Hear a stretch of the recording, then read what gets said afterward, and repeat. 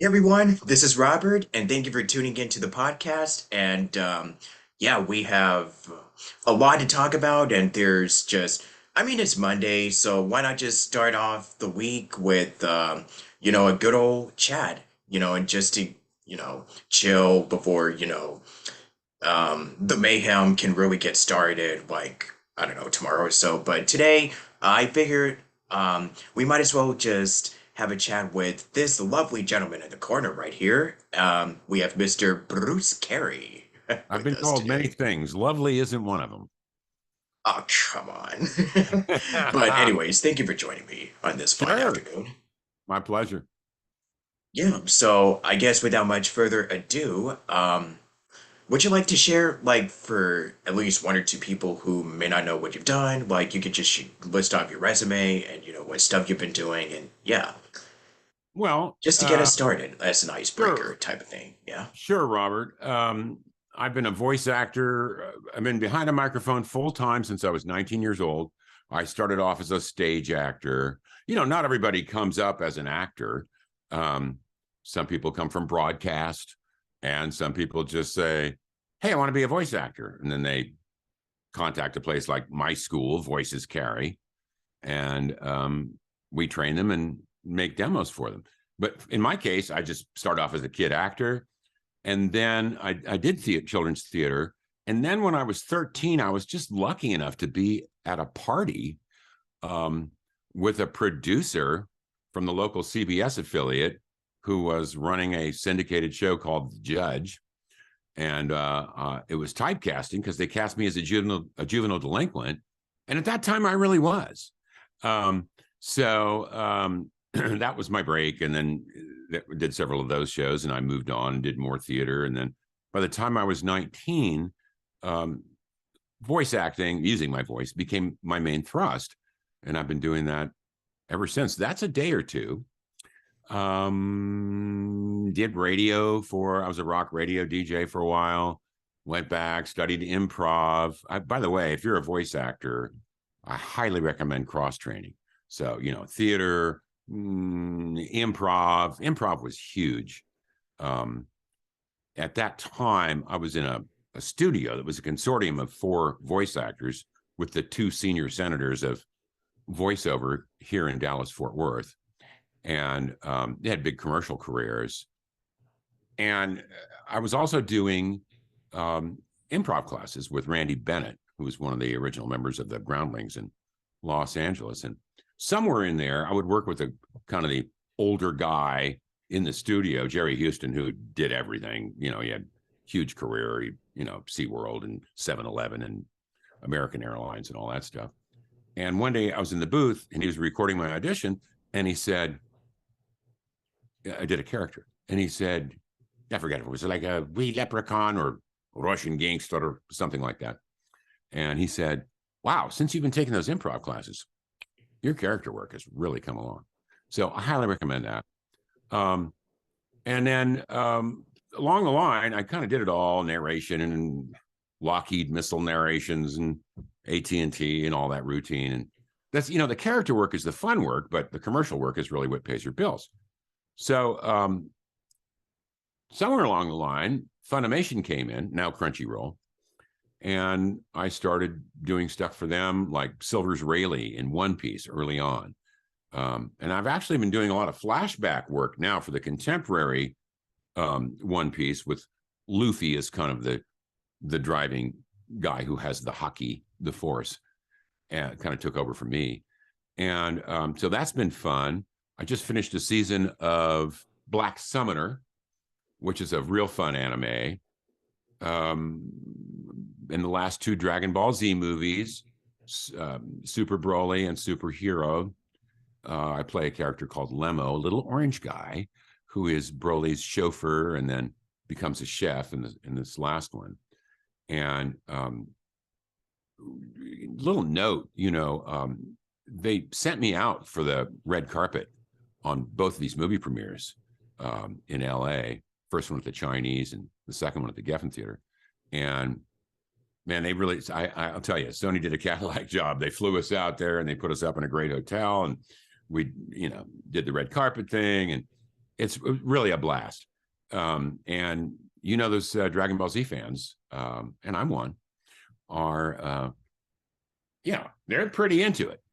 Um, let's see. Recently, I was kind of surfing on Netflix, and I go Thermi Roma. This anime pops up and goes, "Hey, I'm in that one, aren't I?" And I watched it. And I play a Centurion in that. My Hero Academia, World Heroes Mission. I was in that movie as the police commissioner. Um, as I said, Silver's Alien, One Piece. Um, Dwight Eisenhower. I've been in Mass Effect, Paragon Lost, in Fairy Tale, which is kind of a long running Japanese anime, not as long as One Piece, but pretty long. I play a character named Ivan Dreyar, who is evil. Simon Gant in Requiem for the Phantom. I also did Bruno Mannheim in the Batman world in the DC Online universe. I'm a character called Upwash in the video game Smite. You know, he's this sort of horrible demon with a great sense of humor. You know, become one of my undead army. It has great benefits. That thing. What else? Oh, one of my favorite characters is a character called Yosaku in Toriko, which is not the best known one, but it's really a fun one. And I enjoyed that a lot. So that's kind of the enchilada, Robert. You know, there are more, but blah, blah, blah. You know, I feel like the actor. Well, enough about me. What do you think about me? Enough about me. What do you think of my new headshots? Oh yeah, what did you think of my, like, I don't know, demos or whatever? I mean, I cook or whatever. That's just pretty much how it be, man. But yeah, I mean, like, that's just a pretty nice way to start us out with. I mean, it gives us plenty of material, like stuff to talk about. In the limited amount of time that we do have for today. But regardless, let's get to the questions.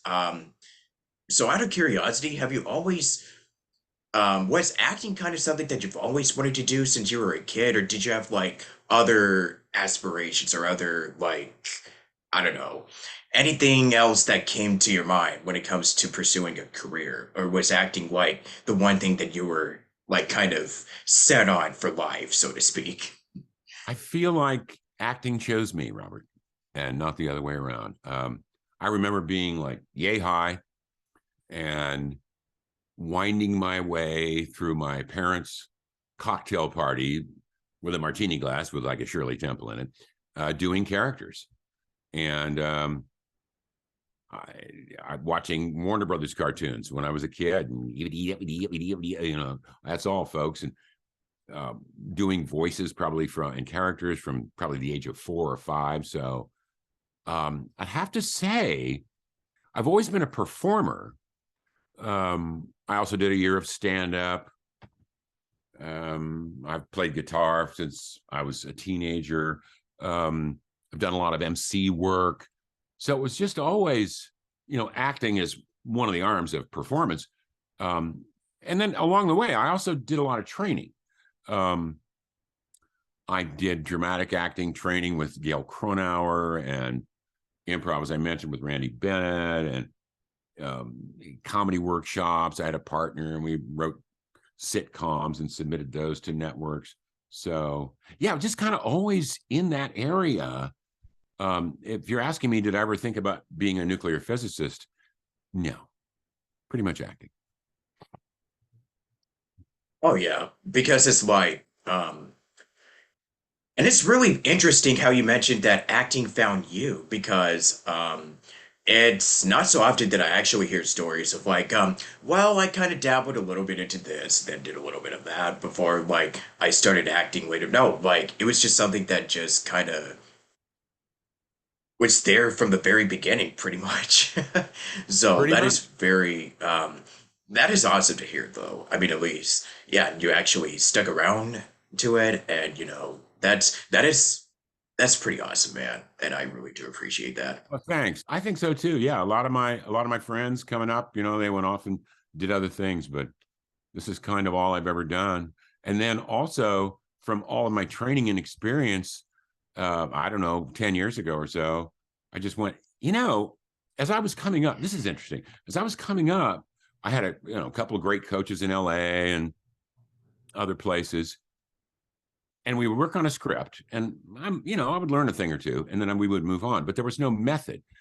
Studying the other stuff, you study dramatic acting, you get Stanislavski or Stella Adler or whatever, Strasberg. There's a method, and then on camera, Sandy Meisner. But by the time I got to voice acting, I looked around, nobody had a method. So about 10, 12 years ago, I just kind of called all the stuff that I had learned, and I'm about to finish a book on it. And I made a voice acting method, and that's what we teach at Voices Carey. And so I kind of wanted to provide something that I didn't have, because I had to figure it all out for myself. And so now there's a method, and it's helpful. Yeah. So I ask this question for the stage actors or who have had extensive experience with stage. So I know it's different for everyone, but how did you, how are you able to carry over like the training that you got on stage and apply it into voiceover? That is a And what are the great main question. differences Yeah, between man, great. stage and VO? Yeah. You bet. Obviously, the visual factor, stage and on camera, your face is being seen, and in voiceover, not so much. So the difference is, here's this is interesting too. On stage or on camera, and by the way, we love stage actors when they come to voicescarry.com, the school.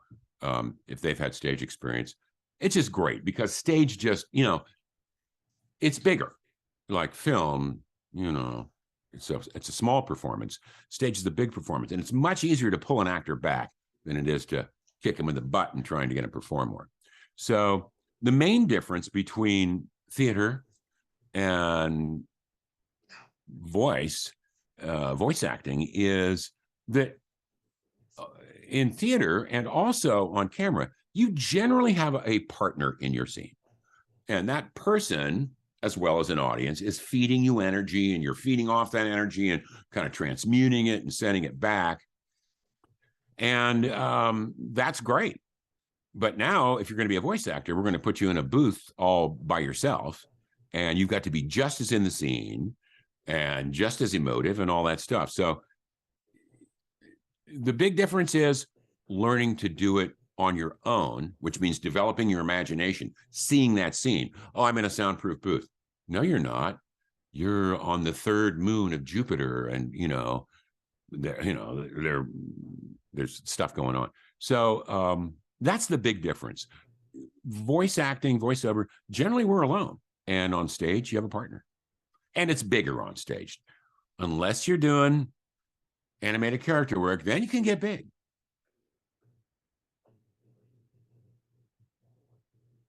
Oh yeah, definitely because it's easier to pull somebody I mean, like if you're already doing like a big like scene, like if you're doing like in like I mean I know for Dragon Ball and Naruto, like there's a lot of shouting and a lot of screaming, so I know that it can be easier to pull back an actor than giving them the extra kick in the nip of to go bigger, just be Yeah, broader. And yeah. yeah, and it's like if you're recording for a video game and if you're doing like a prelay animation or an anime or et cetera, yeah, like I know that video games nowadays have a more because I Natural. know that especially like with the AAA video games like The Last of Us and so on and so forth, like there's a lot more of a cinematic feel to the performances and the actors. Like, I mean, I know especially since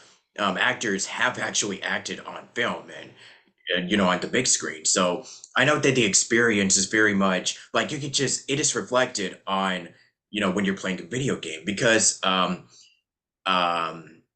I mean, now granted, I am kind of a sucker for like, those.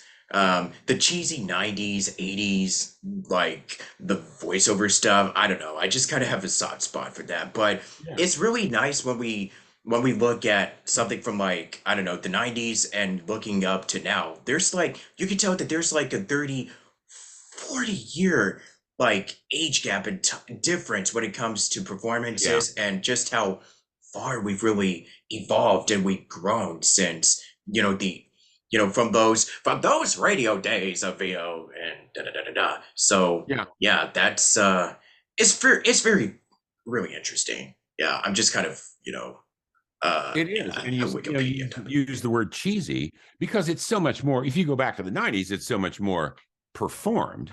And it's much more, Cartoony? Yeah. yeah. I mean, that's the way you describe it today. But then it was the norm. So everything changes. The weather's changing. So actors' performances are changing. Yeah. Oh man, here in So yeah, literally changing the weather. But anyways, continue. no, yeah. Um, so styles reflect society at the time. Um, it's even big stars. It's tough to go back and watch old movies. Sometimes you go, "Woof, man, Oh he's yeah. really over the top on that one." But at the time, it wasn't. It's just it is appropriate. It reflects the attitudes and social mores of a particular time in society. Yeah, because we don't have any more of those announcery like here we are, Sundays here on Fox, or like I don't know, go to the truck rally race in San Diego, California. Yeah, so I mean, especially with commercials and narration promo, it's less like side effects may include blah blah blah to more like you're talking to a friend or a family member, so it's more Yeah, conversational and more natural, like you said. yeah. Of course, it depends on the character. Like Yeah, as you said in DBZ, wow, Vegeta, whoever. I mean, there's a lot of screaming yeah. and yelling. Like even it depends Yeah. on the context. You have to be able to on a 1 to 10 performance scale. If you're a good voice actor, you got to be able to give them a 1 or a 10. Um, and I remember the Borderlands 2 session. I'm one of the psychos in Borderlands 2, Nice. uncredited. So was Eric Vale. The director was uncredited. That blew my mind. But anyway, um, I screamed my head off for 3 hours. And that was Yeah. appropriate to a psycho in Borderlands 2. But, Silver's Rayleigh is just he's just very cool and pulled back. So it just depends on the character you're doing. Versatility is important. Oh yeah, totally. And I was also gonna say too, like, I mean, we could just discuss the projects that you've done, but I was also gonna mention real quick, it's for the session, like since you mentioned like screaming your head off in a video game and stuff like that, so Yeah. yeah, let's talk about like vocal health. I guess if we're gonna get to this section of the podcast, like what are your like what's the best piece of advice for like if you have to do like a 3, 4, sometimes like 8 hour session? Trust me, it really does happen. But how do you sustain your voice for if you know that you have to do a session where there's a lot of vocally taxing stuff that you have to do? And especially for a session that lasts for like 3 to 4 hours, what's your best piece of advice? Because I know as voice actors, we have to do these long sessions of not just screaming, not even a character that screams a lot, but we have to do I mean it's also the case with like audiobooks where we do long narrations, acting, like sustaining your voice during long, incredibly vocally taxing sessions. Right. Yeah. So the best way is to be physically and mentally prepared. By physically, I mean be in shape. You don't think about that. I mean, you do. Let's say if you're an actor on Broadway and you're doing 8 shows a week and singing your heart out and dancing and all that, those people are in great shape. You have to be in great physical condition. Any actor should. And it's the same thing for the voice. That's number one. Be in shape. Get sleep. Don't abuse your body. Uh, the next thing is very important. There are a lot of parallels between singing and voice acting. And so all the stuff you do for singing to keep your voice in shape applies completely to voice acting. The biggest one is move from the core. The core, and this has to do with exercise too. I mean, people are exercising and being taught to develop the core. You can, even if you're screaming, I think the word scream tends to create a visual in your mind where it's like it's all up here, but everything is from the diaphragm. Even if you're way up high and you're really projecting, I feel my diaphragm tight. I am moving from the bottom up. If you get stuck in your throat and you're really taxing that, you're going to wreck your throat and your cords. Develop a core, move from the core, and get in shape. Those are the main things. Breathing. We talk about breathing exercises too. Managing your breathing. You learn that with experience. My first 5-hour session, I was thankful. I said, whew, I'm moving from the core. I'm breathing. I'm in pretty good shape. I was okay. Those are my tips. Yeah. So, what was actually your first voiceover gig, if you don't mind me asking? Well, I think probably, I don't, let's see, voiceover gig, that's something else than where I started at 19, which was a rock DJ on WCOL-FM in Columbus, Ohio. Then moved to Denver and Chicago and did radio there and Dallas and all that routine. But the first one I remember was a car commercial in San Diego. And, once again, the commercial work, to a lot of actors today, the commercial work isn't sexy. But, it can really pay. I remember one time going in to a studio and saying, Walmart jewelry, special gifts for special girls. And that ran what they call AAA, union commercial, AAA wild card, which means it was all media, network, cable, radio. It ran for 5 years. The residuals were $30,000 a year for 5 years. So once again, people wouldn't think that's not hey, that's really fun work. But, you do the character work, the anime, that kind of stuff for fun. But it is really commercials and narrations that sustain a career. If you want to be, I want to be a voice actor. That's how I want to make my living. Well, you're going to wind up doing all genres. That's some great piece. That's some great advice to Monchan, really, because um I know before, I know a lot of us that want to do VO, I know a lot of us do want to get into anime, even though it's not even an industry secret at this point that anime is kind of it's not really the best paid, revenue out there. So that's why, people are because I know that it's also another case too, is where it's you may want to do a lot of animation work, but then commercials and narration, or I mean audiobooks, like I said, is kind of the Yeah, bread and butter. Or if you want to do commercials, but you find that this one other area is kind of oh wow, I'm actually better at this than I actually thought. Maybe I want to maybe. do this. Yeah. So you just throw stuff at a wall, see what sticks, and Yeah, anything, the possibilities are just endless. That's pretty much my 2 cents on they really trying are. anything else. Yeah, Yeah, they anything else. really Yeah. are. There's all kinds of work out there. I mean, commercial narration, IVR, that's interactive voice recording for that's phone tree, once again, not real exciting, but hey, it pays the bills. I don't know if I mentioned audiobook, automotive, there's e-learning, there's technical medical, there's nature narration. Yeah, I mean, and I also would advise, you haven't asked me this, but people do call and ask about representation. By representation, we mean an agent. And so for a long time, if you're old school, you remember that you didn't work as a voice actor unless you had an agent. You never saw an audition if you didn't have an agent. This was before the advent of casting sites. Right now, voices.com and Voice 123 are the largest voice casting entities in the world. On any given day in your voice category, there might be 25 to 40 auditions.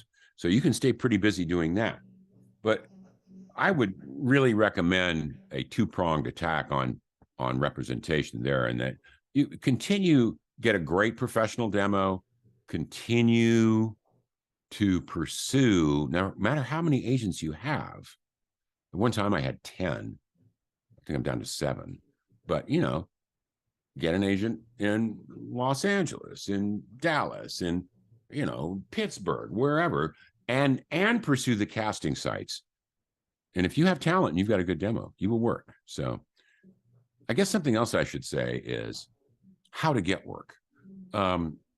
I think that I've just seen it so many times where Voices Carey delivers a demo to a voice actor, and then I'll run into him a couple months later, or I'll touch base with him. I'll go, "Hey, are you getting your demo out there? And is it generating work?" Oh no, man, I haven't really been doing that. It either goes one way or the other. Or yes, I have, and I'm getting a lot of work. So when you're in the booth, you're working. When you're not in the booth as a voice actor, you should be working to work. You should be marketing yourself. And in this day and age, that means digital marketing. And unless you have a big, fund to pay SEM and SEO, search engine marketing and search engine optimization people, it means right here, working at your computer every day, sending out at least 5 or 10 contacts. Think about that. If you only sent out 5 contacts a day, I contact 5 agencies or direct to client or whatever it may be, that's 150 contacts a month. You send them your demo with just a few lines. And I guess what I'm saying is the world is not going to lay voice acting success at your door. It's up to you to go out and grab it. Amen. Amen to that. Let's see. So going over some of your work real quick, because Yeah. looking at your IMDb, your resume, it's like, wow. So I'll just ask this. What have been some of the hardest roles for you? I know you mentioned the Borderlands 2 session and, a couple of other, you might have listed some examples before, but what were some of the hardest ones that you have to do, like, that were just physically or emotionally taxing for you? Like some of the most physically and emotionally like hardest roles that you've had to do thus far. That's a really interesting question. I'd say that Borderlands 2 session was physically taxing. I also did a narration for a company called Global Knowledge. Big companies come to them and go, "Okay, we need a training program for this, or we need this and this, and you take care of it." And they do the casting and they record it.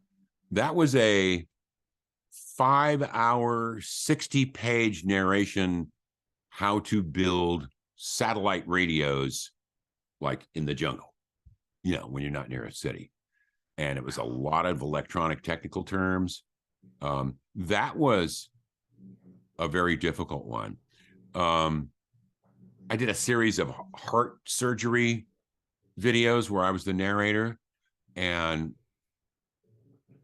that's interesting. And you should ask about emotionally. I mean, you do ask an actor about what was the most taxing thing emotionally. This was not emotional in terms of, okay, I've got to be in the scene and figure out what I'm feeling. And it wasn't like that. It was like watching people with their chests open and a doctor holding a heart in his hand and trying not to toss my cookies, while I'm narrating. That was pretty weird. As far as emotionally, I kind of got, although he's not super emotive, Lemo in the Dragon Ball Z movies, I kind of connected with him emotionally. I wouldn't say it was difficult. It was kind of difficult. When you're figuring out the emotional backstory, you get the physical backstory from, in that case, Crunchyroll. But it's up to you to sort of design the backstory of the character. Always. In acting, we call this what came before. Could be called a backstory. And this guy's kind of a loner, and he's a bad guy transmogrifying into a good guy, sort of, when he joins Broly, and he had worked for the Frieza Force. Now he's fighting against the Frieza Force. So I emotionally, probably Lemo. Yeah, that was probably the most. It was a Speaking of job, Dragon, just figuring out who am I. yeah.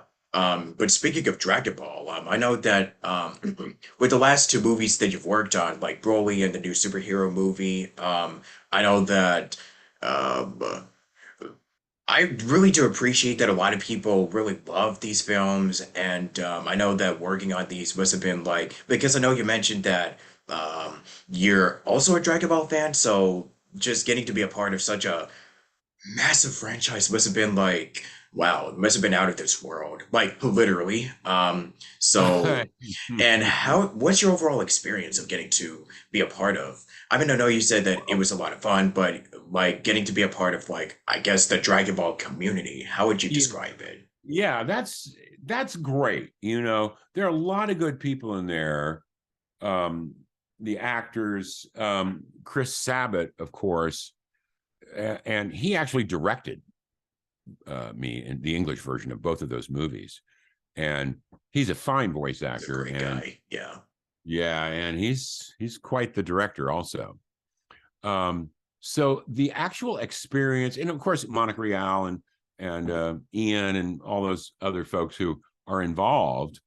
Um, it was great when we went to LA for the red carpet. They put us all up in the same hotel, so we had a little cocktail party. And we all got to talk to each other, and because you don't, when you're in the booth, yeah, when you're in the booth recording, your sessions you're not all together. It's done separately. Yeah, it's one by So one. Yeah. It's yeah, not like an ensemble like a lot of like pre animation. To true. some extent, but now it's still like even still because I know with the pandemic, like everybody's still doing it like remotely and stuff one by one. So Yeah, yeah, yeah. it just kind of depends. But continue. No, I would just say that experience, um, in centered around that LA hotel, and we did, we went to a lot of events, including the premiere, but there was downtime, and yeah, there's a real bonding there. It was great, man. Great to be in that community and have a professional director like Chris. Yeah. So what else do you want to discuss about? Like I know that we're kind of almost at the end of this interview, but I just wanted to just check in with you and just share what is it that you're working on right now that you can share and yeah, just what can we expect to see from you in the near future? Um, Without breaking NDA, of course. yeah, I'm in a one that's running now called Grace of the Gods. Really, what I'm working on is the book. Voiceover is voice acting, and if you don't mind if well, you asked me what am I working on, so I'll just. Yeah, you can just feel free to plug anything that you're doing. Like Okay, any well, pro yeah, just okay. anything that comes to mind. Yeah. So I should finish this up in the next month or so.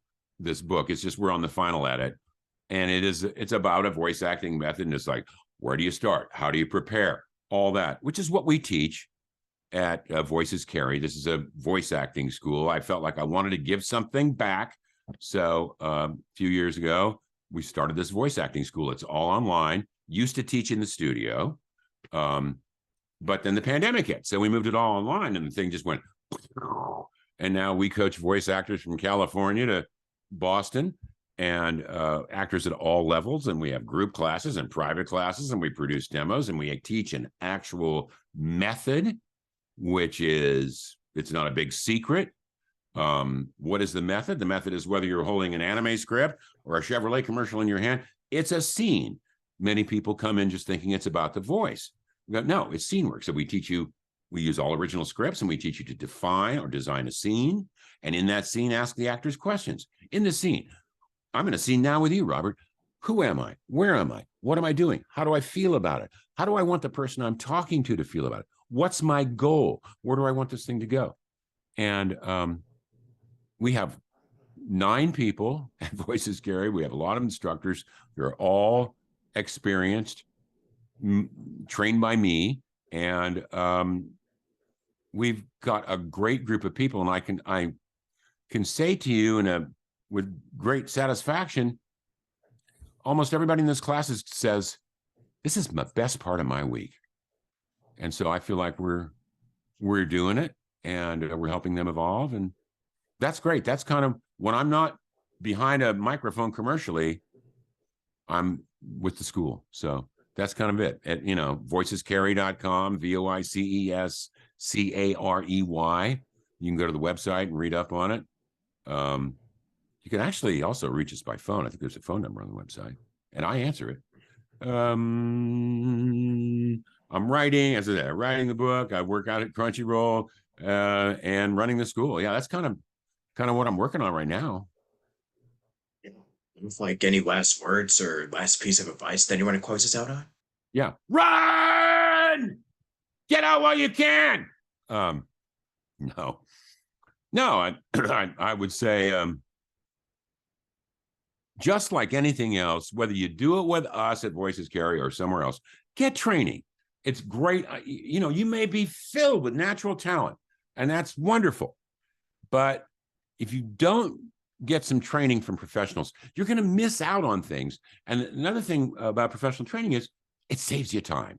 It may have taken you 2 years to discover that concept, but a teacher just goes, hey, did you know about this? Try this. So, yeah, deal with people honestly. Be nice, because you never know who you're going to meet, down the road, and get good training and practice. I guess I should have mentioned that before. Anything you're doing, I don't care if it's the martial arts or guitar or what else. I also do the martial arts, Kenpo. And you have to practice. So for every hour of class time, if you can do 20 minutes to an hour a day working on that script or the concepts that they covered in class, then you evolve. It's great. And on that note, that's just the best way to close this a fun little interview. So thank you, Bruce, for stopping by. And yeah, to anybody who wants to check this out, it'll be up on YouTube, Spotify, wherever you can find this on later during the week or maybe later today. Keep your eyes peeled. So, regardless, thank you for watching and stay tuned next time on Station Square. This is Robert signing out. Thank you, Peace. Robert. Thank you so much.